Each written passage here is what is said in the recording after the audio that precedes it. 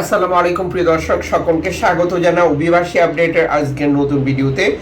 এই ভিডিওতে যুক্ত হয়েছেন আপনি দেশ এবং প্রবাস থেকে। জানিয়ে দেব সর্বশেষ এজিয়ান সাগর, ভূমধ্যসাগর এবং আটলান্টিক উপকূলের পরিস্থিতি, যা থেকে আপনি স্পষ্ট একটি ধারণা পাবেন ভূমধ্যসাগর, এজিয়ান সাগর এবং আটলান্টিক উপকূল ব্যবহার করে ইউরোপে আসার ব্যাপারে, এবং ইউরোপের দেশগুলো বর্তমান পরিস্থিতিতে কি কি সিদ্ধান্ত নিচ্ছে আর এই প্রসিডিংগুলো তারা কিভাবে কার্যকর করতে যাচ্ছে তারও একটি স্বচ্ছ ধারণা। আপনি এই ভিডিওটি দেখছেন ইউটিউব, ফেসবুক দুটি মাধ্যম থেকে। আমরা প্রতিদিনই এই গুরুত্বপূর্ণ ইনফরমেশনগুলো দিয়ে আপনাদেরকে সহযোগিতা করে যাচ্ছি। আপনারা এর মধ্যে অবগত রয়েছেন যে জর্জিয়া মেলোনি সরকার আলবেনিয়ার সাথে চুক্তি নবায়ন করেছে। এই চুক্তির মূল উদ্দেশ্য হচ্ছে যে সকল অভিবাসীদের আশ্রয় আবেদন বাতিল হয়ে গেছে, আগে তারা ইতালিতেই থাকতে পারতেন বিভিন্ন কেন্দ্রে, এখন আর সেই সুযোগ দেবে না। আর যে কারণে আলবেনিয়ার যে চুক্তিটি ছিল, এখানে আরো অর্থায়ন বৃদ্ধি করা হয়েছে। বাংলাদেশ সহ বিভিন্ন দেশের লোকজনকে মূলত ইতালি থেকে আলবেনিয়াতে পাঠিয়ে দিয়ে সেখান থেকে ডিপোর্ট করার পরিকল্পনা। যদিও এই পরিকল্পনাটি বারবার বিতর্কের মুখে পড়ছে। সর্বশেষ ইতালি 50 জন অভিবাসীকে, যেখানে অনেক বাংলাদেশিও রয়েছে, যাদেরকে আলবেনিয়াতে পাঠিয়েছে। যদিও এরই মধ্যে আলবেনিয়াতে এই আশ্রয় কেন্দ্র নিয়ে বিরোধী দল এবং সরকার দলের মধ্যে তীব্র বিতর্ক শুরু হয়েছে।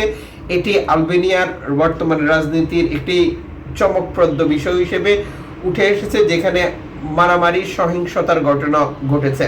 সামনের দিনগুলোতে বোঝা যাবে যে আলবেনিয়ার বিষয়টি সামনে হাঁটবে নাকি এটা আরো শক্তভাবে অবস্থান করবে।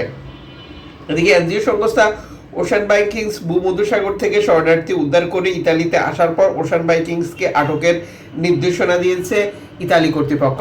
তাদের বিরুদ্ধে আইন লঙ্ঘনের অভিযোগ আনা হয়েছে। আপনারা জানেন যে প্রতিনিয়ত ভূমধ্যসাগর ব্যবহার করে এনজিও সংস্থাগুলো যখন শরণার্থী উদ্ধার করে আসে, তাদেরকে এইভাবেই চাপিয়ে বা তাদের কার্যক্রম বাধাগ্রস্ত করতে চায় ইতালি কর্তৃপক্ষ। একইভাবে শিয়া ওয়াচ 5 কেও আটকের নির্দেশনা দিয়েছে ইতালি কর্তৃপক্ষ। তাদের বিরুদ্ধে আইন লঙ্ঘনের অভিযোগ উঠে এসেছে।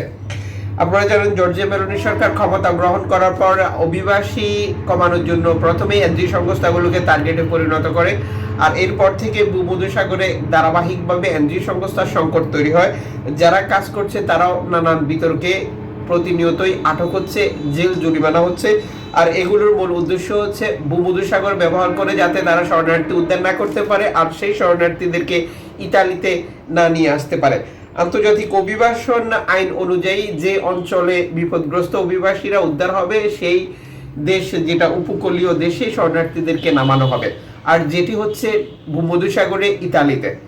কারণ ইতালি এমনভাবে একটি দেশ যার সম্পূর্ণ পাশে ভূমধ্যসাগর এবং আটলান্টিকের উপকূলের পাশ, এজিয়ান সাগরের পাশে রয়েছে।